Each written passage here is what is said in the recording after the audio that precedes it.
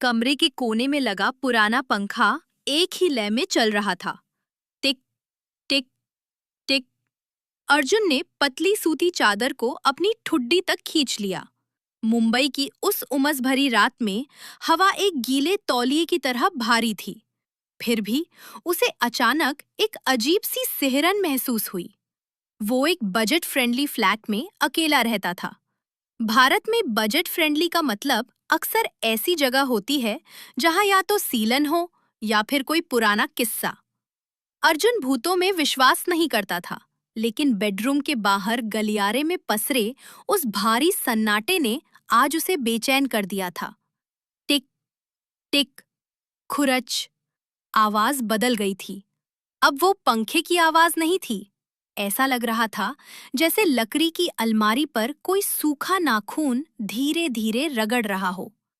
अर्जुन पत्थर सा सीधा लेट गया। हमारे यहाँ बचपन से सिखाया जाता है कि अगर रात को कोई तुम्हारा नाम पुकारे तो जब तक यकीन ना हो जाए जवाब मत देना। लेकिन यहाँ कोई आवाज नहीं थी। बस अचानक चंदन की अगरबत्ती की महक आने लगी, तेज, मीठी और डरावनी। उसने हफ्तों से अगरबत्ती नहीं जलाई थी। उसने अपनी नजर अलमारी की ओर घुमाई। बालकनी की ग्रिल से छनकर आती चांदनी ने फर्श पर लंबी कंकाल जैसी परछाइयां बना दी थी। अलमारी का दरवाजा, जिसे उसे याद था कि उसने बंद किया था, अब 2 इंच खुला हुआ था। उस दरार से एक पीली पतली उंगली बाहर निकली। वो इंसान की उंगली नहीं लग रही थी। ऐसा लग रहा था जैसे हड्डी पर ग्रे रंग का पुराना कागज लपेट दिया गया हो। उंगली ने लकड़ी पर एक बार दस्तक दी। टिक। अर्जुन का दिल जोर जोर से धड़कने लगा।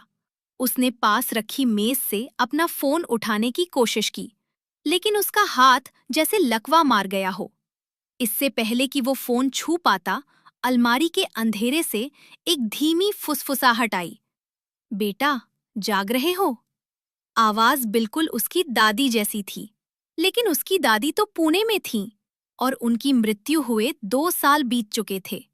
अलमारी का दरवाजा थोड़ा और चरचराया। एक चेहरा बाहर आने लगा।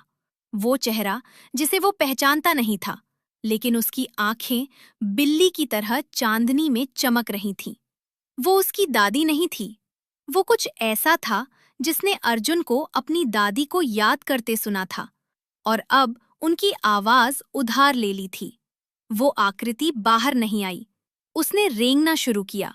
उसके हाथ पैर ऐसे कोनों पर मुड़ रहे थे जो इंसानी शरीर के लिए मुमकिन नहीं। वो रेंगते हुए छत पर पहुंच गई और ठीक अर्जुन के बिस्तर के ऊपर लटकने लगी। आंखें बंद कर लो, अर्जुन ने खुद से फुसफुसाते हुए कहा। अगर मैं इसे नहीं देखूंगा तो ये सच नहीं होगा। चंदन की महक अब असहनीय हो गई थी। उसे अपने बिस्तर के कोने पर भारीपन महसूस हुआ। गद्दा नीचे की ओर दबा। किसी ठंडी और गीली चीज ने उसके टखने को छुआ। मुझे पता है तुम सो नहीं रहे हो। आवाज बिल्कुल उसके कान के पास आई। और देखो, पंखे की लय भी बिगड़ गई है। अर्जुन ने अपनी आंखें खोल दी। छत पर पंखा नहीं था। उसकी जगह वो आकृति धीरे धीरे गोल घूम रही थी, और उसके लंबे बाल मकड़ी के जाले की तरह अर्जुन के माथे को छू रहे थे। उसने चीखने की कोशिश की, लेकिन उसका गला सूखी मिट्टी और पुराने फूलों की महक से भर गया था। जैसे ही उसकी आंखों के सामने अंधेरा छाने लगा, उसे आखिरी आवाज अलमारी के दरवाजे के बंद होने की सुनाई दी। टिक टिक टिक। शुभ रात्रि। और याद रहे, अगर अलमारी का दरवाजा थोड़ा भी खुला दिखे तो उस तरफ मत देखना।